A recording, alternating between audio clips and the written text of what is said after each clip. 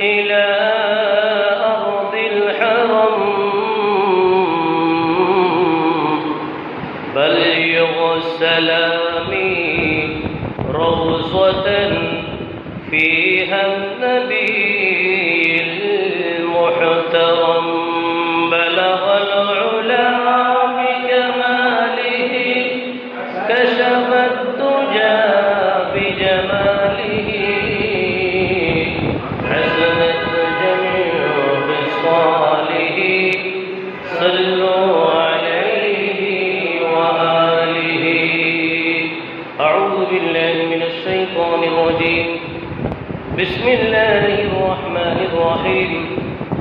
في بيوت أذن الله أن ترفع ويذكر فيها اسمه يسبح له فيها بالغدو والآصال. صدق الله العظيم وصدق رسوله النبي الحبيب الكريم.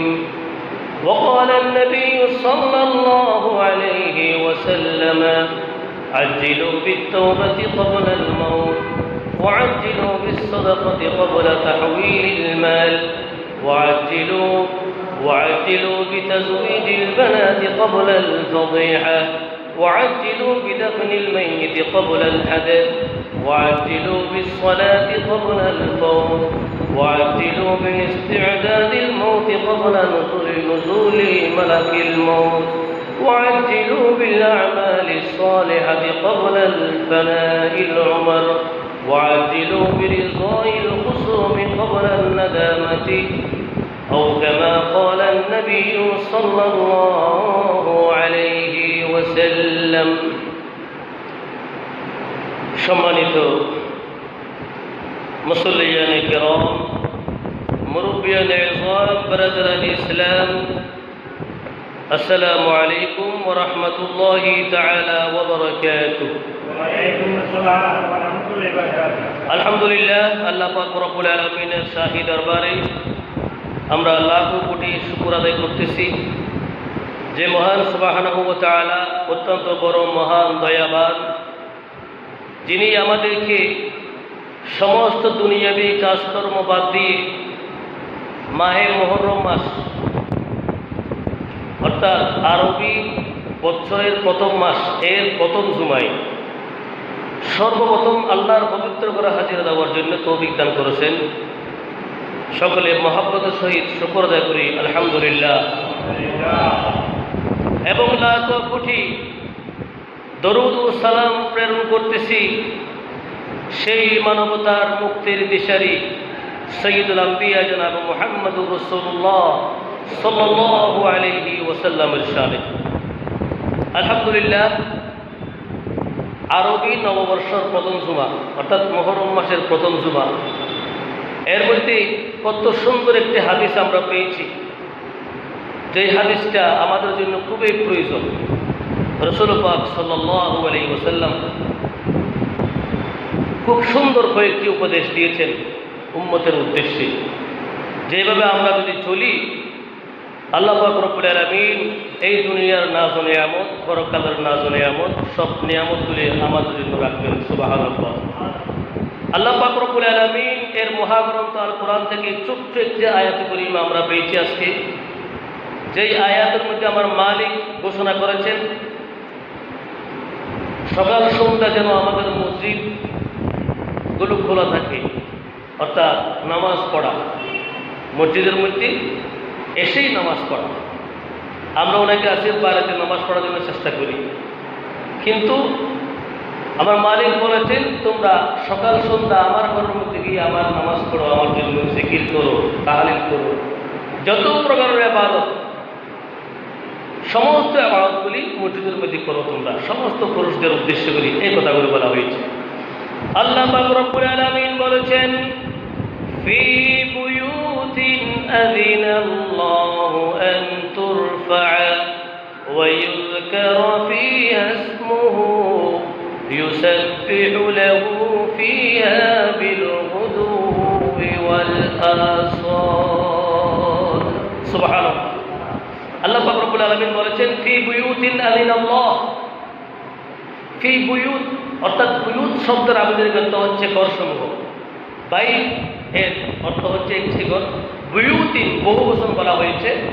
আল্লাহর অসংখ্য ঘর রয়েছেন এই পৃথিবীর মধ্যে, সুবহানাল্লাহ। ফি বুয়ুতিন আযিনাল্লাহু, আল্লাহর সমস্ত ঘরসমূহের মধ্যে তোমরা কি করো? আন তুরফা ওয়া ইউযকারা ফিহা ইসমুহু, আল্লাহর সমস্ত ঘরসমূহ তোমরা সকাল সন্ধ্যা এর মধ্যে আল্লাহর হুকুম পালন করো, অর্থাৎ নামাজ কায়েম করো এবং মসজিদ ভিত্তিক সমস্ত কিছু ইবাদতগুলি তোমরা পালন করো। এটা হচ্ছে আল্লাহর পক্ষ থেকে হুকুম। আন তুরফা ওয়া ইউযকারা, আল্লাহকে স্মরণ করো, জিকির করো আল্লাহ। ওয়া ইউযকারা ফিহা ইসমুহু, আল্লাহর নাম স্মরণ করো। হ্যাঁ, ইউসাব্বিহু লাহু ফিহা বিল গুদুওয়ি ওয়াল আসাল, এবং সকাল সন্ধ্যা আল্লাহর নাম ওই মসজিদের মধ্যে গিয়ে তোমরা উচ্চারণ করো, স্মরণ করো। দেখবেন আল্লাহ পাক রব্বুল আলামিন এই পৃথিবীকে বিপদ মুক্ত করে দেবেন, মুসিবত মুক্ত করে দেবেন। সমস্ত বলা মুসিবত, অসুখ, রোগ, সমস্ত কিছু থেকে আল্লাহ আমাদেরকে নিরাপদ রাখবেন। আল্লাহ পাক রব্বুল আলামিন এই মসজিদ একমাত্র নির্মাণ করেছি, আমরা অনেকে জানি, হয়তো অনেকে জানি না। আমরা যে বলি মসজিদ এটা আমি নির্মাণ করেছি, অথবা অনেকে বলি এই মসজিদটা নির্মাণ করার জন্য এই জায়গাটা আমি দিয়েছি। এটা কিন্তু আল্লাহ পাক রব্বুল আলামিন, আল্লাহর কোরআন সেই কথা সমর্থন করে নেই। আল্লাহ পাক রব্বুল আলামিন আল্লাহর পবিত্র খানায়ে কাবার নির্মাণ কাজ শেষ সম্পন্ন হওয়ার পরে জিবরাইল আলাইহিস সালাম আল্লাহ পাক রব্বুল আলামিনের দরবারে গেলেন, গিয়ে বললেন, হে বারে ইলাহি, আপনার পর খানায়ে কাবার কাজ শেষ সম্পূর্ণ হয়েছে এবং মিস্ত্রি হিসাবে আমাদের সকলের পিতা মিল্লাতা আবিকুম ইব্রাহিম, ইব্রাহিম আলাইহিস সালাম এটা বুঝে দিয়েছেন। হ্যাঁ, সোহেল ছিল, ইসমাইল আলাইহিস সালাম, দুজন মিস্ত্রি ছিল। কাজ স্বয়ং সম্পূর্ণ হওয়ার পর অবশিষ্ট কিছু পাথর রয়ে গেল। ওই পাথরগুলি জিবরাইল আলাইহিস সালামকে বললেন, হে জিবরাইল, এই পাথরগুলি নিয়ে আল্লাহ পাক রব্বুল আলামিনের কাছে পেশ করেন যে আপনার ঘরের কাজ সম্পূর্ণ হয়েছে। আল্লাহ পাক রব্বুল আলামিন বললেন, ওহে জিবরাইল, এই পাথরগুলি তুমি আবার আসো আল্লাহ কেন নিয়ে এসেছো? এই পাথরের কাজ তো দুনিয়ার মধ্যে অনেক বাকি রয়েছে। আমার পবিত্র খানায়ে কাবা সারা বিশ্বের জন্য হবে একমাত্র নিদর্শন, একটি নিয়ামত। সমস্ত মসজিদগুলোর একমাত্র নিদর্শন হবে খানায়ে কাবা। সুবহানাল্লাহ। ইন্না আউওয়ালা বাইতিন উযিআ লিন-নাস লাল্লাযী বিবাক্কাতা মুবারাকান ওয়া হুদাল লিল-আলামিন। সুবহানাল্লাহ। আল্লাহ পাক রব্বুল আলামিন বলেছেন, আমার পবিত্র খানায়ে কাবা হচ্ছে একমাত্র খানায়ে কাবা। এর মধ্যে এটা প্রথম ঘর হিসাবে আমরা নির্মাণ করেছি আল্লাহর খানায়ে কাবা হিসাবে। আল্লাহর মসজিদ সমূহের মধ্যে সর্বপ্রথম আল্লাহর ঘর হিসেবে নির্মাণ করা হয়েছে। এই নির্মাণ কাজ সম্পূর্ণ হওয়ার পর যেই পাথরগুলি থাকবে, এই পাথর, সমস্ত পাথরগুলি তোমার পাখার মধ্যে নাও এবং সারা পৃথিবীর মধ্যে একবার ঘুরে আসো। যে যে স্থানের মধ্যে একটি পাথর নিক্ষেপ হবে পড়বে, ওই জায়গার মধ্যে আমার একটি ঘর নির্মাণ হবে। সুবহানাল্লাহ। কখন থেকে এটা সৃষ্টি হয়ে এসেছে? আমরা যে নামাজ পড়তেছি, একটা এখানে অবশ্যই ওই পাথর থেকে একটি পাথর এখানে নিক্ষেপ হয়েছিল। না হয় কারো ক্ষমতা নাই, কারো কুদরত নাই একটি ঘর নির্মাণ করার জন্য, একটি আল্লাহর ঘর বানানোর জন্য কারো ক্ষমতা নাই। একমাত্র পৃথিবীর সৃষ্টি হওয়ার প্রথম থেকে আল্লাহর খানায়ে কাবার কাজ সম্পন্ন হওয়ার পর থেকে এই মসজিদগুলো নির্মাণ করার জন্য আল্লাহ পাক রব্বুল আলামিন তখন থেকে একটা ম্যাপ অঙ্কন করে রেখেছিলেন। সেই ম্যাপের মধ্যে আমরা পড়েছি। তাহলে আমাদের উদ্দেশ্য হবে এই সমস্ত মসজিদগুলো হচ্ছে আল্লাহর পবিত্র খানায়ে কাবার শাখা। সুবহানাল্লাহ। এটা আল্লাহর পবিত্র খানায়ে কাবার কি একটি শাখা। এই শাখা হিসেবে আমরা মসজিদ ব্যবহার করতেছি। এই জন্য আমার মালিক বলেছেন, ফি বুয়ুতিন নাযিরাল্লাহ, আমার সমস্ত ঘরসমূহের মধ্যে তোমরা আমার গোলামি করো, আমার ইবাদত করো, আমার নামাজ পড়ো, আমার জন্য তাসবিহ তাহলিল জিকির যত কিছু যে যে পারো সব কিছু তোমরা করো। কার জন্য? আল্লাহর জন্য করো, কোনো বান্দার জন্য না। মসজিদের কাজ করতেছি, এটা আমার বলতে পারবো না, জায়গাটা আমার বলতে পারবো না, এটা আগের থেকে দখল করে নিয়েছি একটা পাথরের মাধ্যমে খেয়ে। সারা বিশ্বের মালিক, লিল্লাহি মুলকুস সামাওয়াত ওয়াল আরদ ওয়াল্লাহু আলা কুল্লি শাইইন কাদির, যিনি আরশের মালিক, জমিনের মালিক, আমার আপনার প্রত্যেকের মালিক উনি একটি পাথরের মাধ্যমে এই জায়গাটা দখল করে নিয়েছেন যে এটা অবশ্যই আমার রাস্তায় দিতে হবে। সুবহানাল্লাহ, এটা আমরা বলতে পারবো না কখনো, এটা আল্লাহর ঘর, আল মসজিদু বাইতুল্লাহ, এটা আল্লাহর ঘর। এই জন্য মসজিদের মধ্যে অনেকে তাবুত লাগায় বা অনেকে বলে এই তোমরা আমার মসজিদে আসিও না। তোমার কোন মসজিদ এটা? এই আমাদের এখানে নাই আলহামদুলিল্লাহ। বিভিন্ন জায়গায় আপনারা অবশ্যই দেখেছেন পুলিশ পাহারা দিয়ে মসজিদে নামাজ পড়ে, মারামারি ঝগড়া বিভিন্ন জায়গায় এগুলো হয়। আমাদের আশেপাশে এখানে না, অন্য জায়গায় হয়েছে, নাম বলতেছিল, অবশ্যই আপনারা সবাই জানেন। হ্যাঁ, এই জন্য মসজিদ নিয়ে কোনো ফাটাফাটি, কোনো দলাদলি, এটা তৎকালীন পৃথিবীর সৃষ্টির প্রথম থেকেই বন্ধ করা হয়েছে। এটা একমাত্র আল্লাহর ঘর, আল্লাহ পাক রব্বুল আলামিনের পক্ষ থেকে এটা দখল হয়েছে একটি পাথরের বিনিময়ে। সুবহানাল্লাহ, সুবহানাল্লাহ। তাহলে বলেছিলাম, একটা হাদিস বলেছিলাম, এর মধ্যে রাসূল পাক সাল্লাল্লাহু আলাইহি ওয়াসাল্লাম যে সুন্দর উপদেশগুলো দিয়েছেন, এই উপদেশটা বছরের প্রথম খুতবায় দেওয়ার কারণ হচ্ছে আমাদেরকে পুরো বছরটা এভাবে চলতে হবে। সুবহানাল্লাহ। রাসূল পাক সাল্লাল্লাহু আলাইহি ওয়াসাল্লাম বলেছেন, ওয়াজ্জিলু وقال النبي صلى الله عليه وسلم عجلوا بالتوبة قبل الموت। এক নম্বর, তোমরা তওবা করো কখন? মৃত্যু হওয়ার আগে, অর্থাৎ মৃত্যু আসার আগ পর্যন্ত তওবা নিয়ে প্রস্তুত থাকো। মালাকুল মউত আসার মুহূর্তের মধ্যে তওবা করলে সেই তওবা কবুল হয় না। অনেকে বিপদে পড়ে তওবা করে অসুস্থ অবস্থায়, এখন যায় নিঃশ্বাস আসে আর যায়, ওই মতো অবস্থার মধ্যে তওবা করলে সে মুখোমুখি উচ্চারণ করতে পারে না। ওই তওবা করিও না, তুমি নিজে নিজে তওবা করো, 5 ওয়াক্ত নামাজ পড়ো, নামাজের পরবর্তী সময়ের মধ্যে তওবা করো। হে মালিক, সকাল থেকে সন্ধ্যা পর্যন্ত অনেক পুণ্য করেছি, অনেক মিথ্যা বলেছি, অনেক দুঃখ দিয়েছি, অনেক আপনার হুকুম অমান্য করেছি। হে মালিক, আমি বলে ক্ষমা চাই, আমি স্বীকার করেছি, অন্যায় করেছি, আমি ক্ষমা চাই, আমাকে ক্ষমা করে দিন। সুবহানাল্লাহ। রাসূল পাক সাল্লাল্লাহু আলাইহি ওয়াসাল্লাম বলেছেন, এজন্য আজিলু বিত-তাওবাতি ক্বাবলা আল-মাউত, মৃত্যু মালাকুল মউত আসার আগে তুমি তওবা করে মালাকুল মউতের জন্য প্রস্তুতি নাও। 1 নম্বর উপদেশ। 2 নম্বর হচ্ছে ওয়াজ্জিলু বিস-সাদাকাতি ক্বাবলা তাহওয়িলিল মাল। ও মুসলমান, তোমরা অনেকে জানো, অনেক কোটিপতি ব্যক্তি, ধনী ব্যক্তি, কোটিপতি ব্যক্তি, হঠাৎ করে উনি গরিব হয়ে যায়, মিসকিন হয়ে যায়, এতিম হয়ে যায়। কোটি কোটি টাকার সম্পদ আপনার হয়েছিল, সমস্ত সম্পদগুলি হঠাৎ চলে গেছে। এজন্য আমার নবী বলেছেন, ওয়াজ্জিলু বিস-সাদাকাতি ক্বাবলা তাহওয়িলিল মাল, ধন সম্পদ চলে যাওয়ার আগে থাকা অবস্থায় তুমি সদকা দিয়ে দাও, গরিবের হক আদায় করো। তোমার কোটি কোটি টাকার সম্পদ, তুমি মনে করো না সবগুলো সম্পদ তোমার জন্য দেওয়া হয়েছে, না।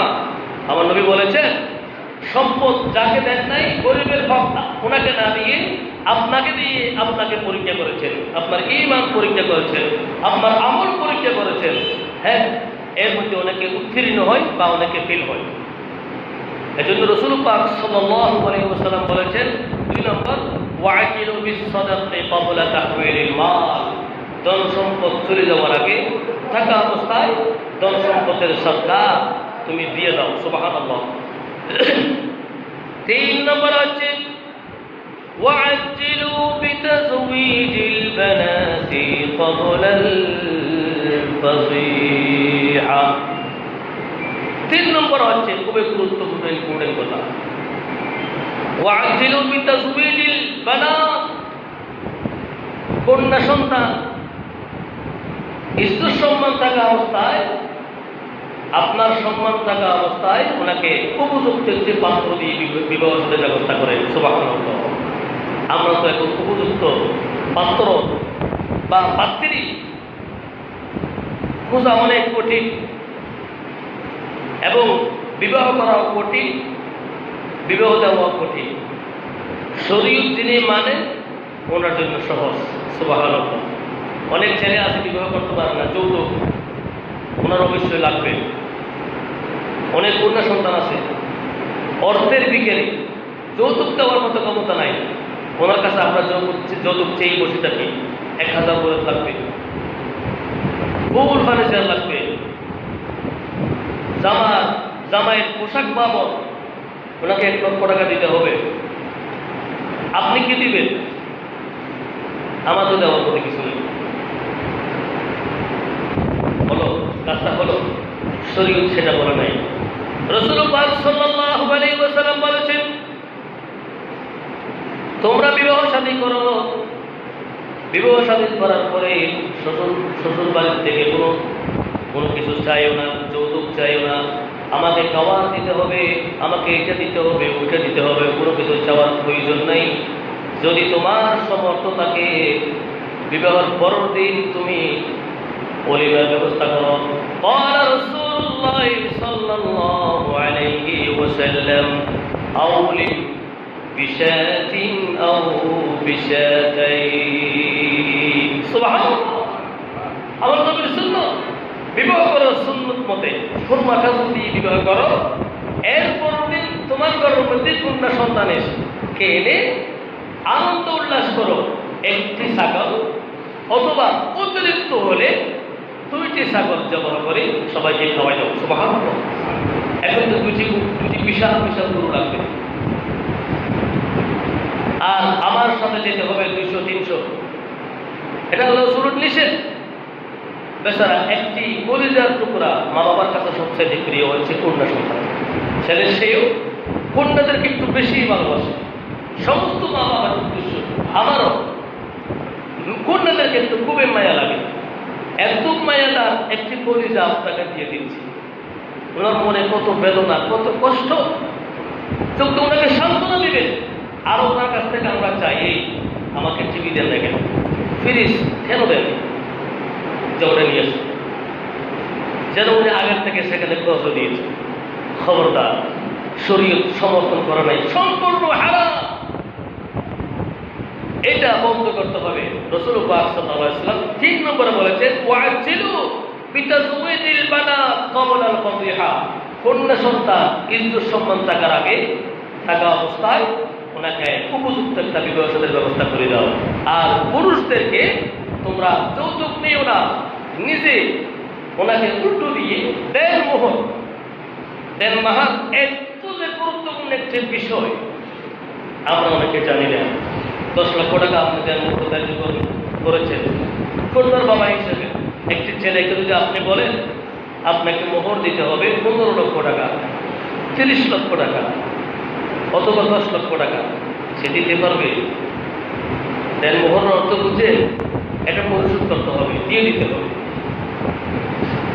ওইরকম যদি আমরা কাজের উপর খরচ সামাই দিই, সেটাকে বিবাহ বলা হয় না, সেটাকে বলা হয় ব্যবসা।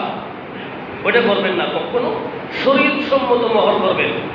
হ্যাঁ, শরীয়তের মহর 5, 6, 7, 8, সর্বনিম্ন 3, 3.5, 1। ইনকাম সোর্সের মোহর, আপনার ইনকাম কত টাকা মাসে? আপনি মাসে 5,000 টাকা ইনকাম করেন, আপনি কেমনি 10 লক্ষ টাকা দেন মোহর দেবেন? আপনি 8,000 টাকা আপনার বেতন, আপনার বেতনের উপর ভিত্তি করে আপনার দেন মোহর হবে 2 লক্ষ টাকা।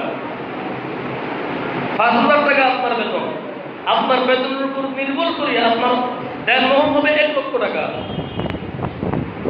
তাহলে আমরা খরচ মুক্ত সংসার করতে পারবো। আর অনেকে ভয় পায়, না হুজুর দেন মোহর বেশি ধরা হচ্ছে, এজন্য যদি আমার মেয়েকে ফেরায় চলে যায় তাহলে তো অনেক ক্ষতি, বিপদ হয়ে যাবে। কখনো আপনার মেয়েকে ছেড়ে যাবে না। যখন আপনার মেয়েকে আপনি জন্ম থেকে চরিত্রবান করবেন, সুন্দর শালীন পোশাক পরা দিবেন এবং সর্দার মধ্যে ব্যবস্থা করবেন। যেমনিভাবে হযরত আব্দুল কাদের জিলানী রহমতুল্লাহ আলাইহি বলতে গেলে অনেক সময় লাগবে, অন্য সময় বলবো। হ্যাঁ, তাহলে একটি মেয়ের সম্পদ হতে হবে একমাত্র ওনার চরিত্র এবং ওনার পর্দা। সুবহানাল্লাহ। সেইভাবে আমরা আমাদের কন্যাদেরকে আজ্জিলু বিতাজওয়িজিল বানাত স্বয়ং সম্পূর্ণ পর্দার মধ্যে রেখে ওনাকে বড় করব। এরপর দেখবেন আপনার কন্যার জন্য উপযুক্ত পাত্র আর কষ্ট হবে না পেতে, আপনাকে খুঁজে বাইরে করে নেবে। সুবহানাল্লাহ। এজন্য কন্যাদেরকে ইজ্জত সম্মান সহকারে পর্দার মধ্যে রাখেন, উপযুক্ত হওয়ার পর সাথে সাথে বিবাহের সাথে দিয়ে দেন। সুবহানাল্লাহ। নম্বর 4, ওয়া'আজ্জিলু বিদাফনিল মাইয়িত ক্বাবলা আল হাদাস। মানুষ মৃত্যুবরণ করলে আমরা রেখে দিই 1 মাস, 15 দিন, 20 দিন, 3 দিন, 4 দিন পর্যন্ত রেখে দিই। আল্লাহ রাসূল নিষেধ করেছেন মৃত্যুর পর পাশাপাশি সাথে সাথে ওনার দাফনের ব্যবস্থা করেন। সুবহানাল্লাহ। আমরা বলি ভাই বাবা ছেলে বিদেশ থেকে আসবে, একটু রাখেন, ফ্রিজের মধ্যে ঢুকে রাখি। জানেন একজন মানুষ যখন মৃত্যুবরণ করেন ওনার শরীরটা, আমরা ওনাকে গোসল দেওয়ানোর সময় একটু বলেন তো, এটা আমার প্রশ্ন, আমরা কেন গরম পানি দিই? গরম পানিটা আমরা কেন ব্যবহার করি? সেখানে ওনার শরীরটা জানটা বাহির হওয়ার পরে এত বিশাল ঠান্ডা হয়ে যায়, বরফের চেয়েও বরফ আমরা ধরতে পারি না, বেশি রাখতে পারি না, রাখলে হাত বেশত হয়ে যায়, বরফের চেয়েও ঠান্ডা হয়ে যায় ওই মৃত্যু ব্যক্তির শরীরটা। কত কষ্ট করে জানটা বাহির হয়। এর মধ্যে আমরা করে কি আরো ওটাকে ফ্রিজের মধ্যে ঢুকে রাখি কষ্ট না পাওয়ার জন্য। না, এটা এই কষ্টটা মাইয়ুতকে কখনো দেবেন না। অনেক কষ্ট, ওনার মুখের জবান নাই, ভাষা নাই, বলতে পারে না, এই জন্য সহ্য করতেছে, কিন্তু কি পরিমাণ কষ্ট পাচ্ছে উনি, কাউকে বলার শক্তি নাই হিসাবে বলতে পারে না, এই জন্য রাখবেন না। রাসূল পাক সাল্লাল্লাহু আলাইহি ওয়াসাল্লাম বলেছেন ওয়া'আজ্জিলু বিদাফনিল মাইয়িত ক্বাবলা আল হাদাস। মানুষ যখন মৃত্যুবরণ করবে ওনার শরীর থেকে ময়লা আবর্জনা বাইরে হওয়ার আগে তাড়াতাড়ি ওনাকে দাফনের ব্যবস্থা করে দাও। সুবহানাল্লাহ। এর পরবর্তী 5 নম্বর, ওয়া'আজ্জিলু বিস-সালাতি ক্বাবলা আল-ফাউত। ও মুসলমান, নামাজ আদায় করো ওয়াক্ত থাকার অবস্থার মধ্যে, নামাজের ওয়াক্ত চলে যাওয়ার আগে নামাজ আদায় করি না। সুবহানাল্লাহ। নামাজ চলে যায় আমাদের খবর নাই, পরে করে নিব। নামাজ কাজা করা আর না পড়ার সমান। অনেকে বলে কাজা করে দিচ্ছি, তো কাজা হচ্ছে কার জন্য জানেন? যিনি একেবারে অসুস্থ, সমস্ত শরীরটা, পুরো শরীরটা ড্যামেজ হয়ে গেল না, ডাক্তার বিভিন্ন বৈজ্ঞানিক চিকিৎসার মাধ্যমে ওনাকে বলা হয়েছে তোমাকে শরীর থেকে একটু কিছু দূর থাকতে হবে। ওইরকম যদি আপনার সমস্যা হয় আপনি কাজ আদায় করতে পারবেন। আপনি সুস্থ মানুষ, আপনি জমিনে কাজ করতেছেন, সেখানে আপনি নামাজ পড়তে পারবেন। একমাত্র বিমানে পড়তে পারবেন না, শুধু বিমানে করা যাবে না, কারণ মাটির সাথে সম্পর্ক রাখতে হবে। আর সব জায়গায় আপনি নামাজ পড়তে পারবেন। কাজ করতেছেন, সেখানে নামাজের টাইম হয়েছে, মসজিদ দূরত্ব বেশি, আপনি সেখানে দাঁড়ায় আল্লাহু আকবার নামাজ শুরু করে দিলেন। এখানে অনেকে করে, অনেক মুরব্বী আর সাহাবিকিরি করে, আমি দেখি সাহাবিকিরি করে, বয়স্ক, নামাজের টাইম হয়ে গেল, এদিকে আসলে ওনার লস, সেখানে ওই চায়ের ক্লাস সামনে রেখে আল্লাহর জন্য দাঁড়ায় আল্লাহু আকবার নামাজ পড়ে নিন। সুবহানাল্লাহ। এইভাবে নামাজটা পড়তে হবে। রাসূলুল্লাহ সাল্লাল্লাহু আলাইহি ওয়াসাল্লাম বলেছেন ওয়া'আজ্জিলু বিস-সালাতি ক্বাবলা আল-ফাউত। নামাজের ওয়াক্ত চলে যাওয়ার আগে নামাজটা আদায় করে নাও। এর পরবর্তী হচ্ছে ওয়া'আজ্জিলু বিইসতি'দাদিল মাউত ক্বাবলা নুজুলি মালাকিল মাউত। ও মুসলমান, ওয়া'আজ্জিলু বিইসতি'দাদিল মাউত ক্বাবলা নুজুলি মালাকুল মাউত। মালাকুল মাউত আসার আগে তুমি মালাকুল মাউতের জন্য প্রস্তুতি নাও। সুবহানাল্লাহ। আপনি মেহমান যদি দাওয়াত দেন ঘরের মধ্যে, বাসার মধ্যে, তাহলে মেহমানের জন্য, মেহমানদারি করার জন্য 3 দিন আগে থেকে প্রস্তুতি নিই, অথবা 1 দিন আগে থেকে প্রস্তুতি নিই। প্রশ্ন করি, ভাই আপনি কি খাবেন, আপনার মনের রুচি কি, বলেন, আমি আপনার জন্য সম্পূর্ণ রেডি করব। বলি না? হ্যাঁ বলি। তাহলে আগের থেকে, জন্মের থেকে তো দাওয়াত হয়ে গেল। আল্লাযী খালাকাল মাউত ওয়াল হায়া লিয়াবলুয়াকুম আইয়ুকুম আহসানু আমালা। আল্লাযী খালাকাল মাউত, যিনি হায়াতের আগে মৃত্যু সৃষ্টি করেছেন। খালাকাল মাউত, মউত আগে সৃষ্টি করেছেন। ওয়াল হায়া, হায়াত আমাকে আপনাকে পর দিয়েছেন।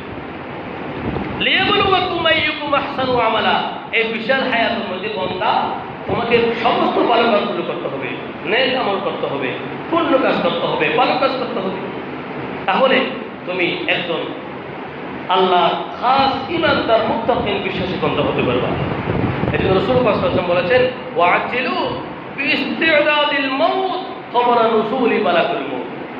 এই মালাকুল মাউত আসার আগে ঈমান মজবুত করে, আমল শক্ত করে আপনাকে অপেক্ষা করতে হবে, কখন আমার জানটা কবজ করতে আসবে, আমি কখন জান্নাতের মধ্যে যাব। সুবহানাল্লাহ।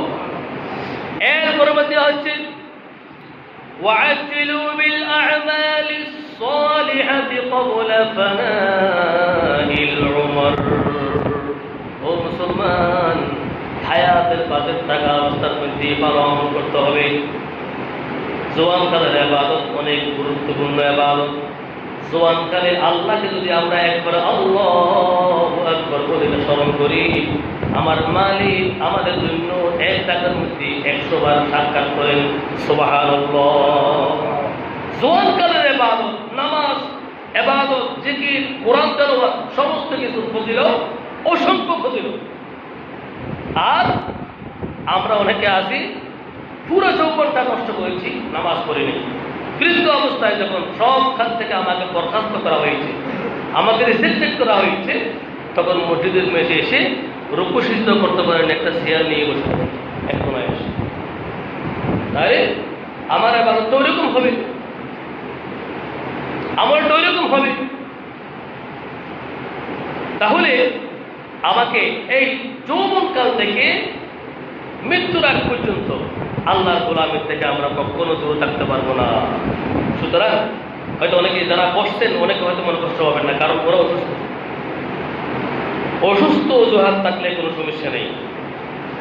অনেকের পায়ের সমস্যা, অনেকের কোমরের সমস্যা, ওদেরকে শহীদ বলেছেন আপনি বসে নামাজ পড়ুন, অথবা নামাজের আমরা যে দরুদ পড়ি আত্তাহিয়াতু লিল্লাহ, যেভাবে বসি ওইভাবে বসে বসে নামাজ পড়ুন। ওইরকম বসতেও পারবেন না, আপনি খেপলার দিকে পাগুলো সোজা করে দিয়ে, পূর্ব থেকে মাথাটা সোজা করে দিয়ে, পশ্চিম থেকে পা দিয়ে ঘুমানো জায়েজ নেই। তবে নামাজের ক্ষেত্রে শরীয়ত বলেছে জায়েজ। সুবহানাল্লাহ। আপনি নামাজ পড়ার জন্য বসেছেন, খেপলার দিকে পা দিবেন, পূর্ব দিকে মাথা দিবেন, ইশারা দিয়ে নামাজ আদায় করে নেবেন। নামাজ শেষ, সাথে সাথে আপনি ঘুরে যাবেন। সুবহানাল্লাহ। কত সুন্দর সহজ করে দিয়েছেন আমাদের জন্য। এরপরও আমরা কিন্তু অনেক দূরে আছি শরীয়ত থেকে।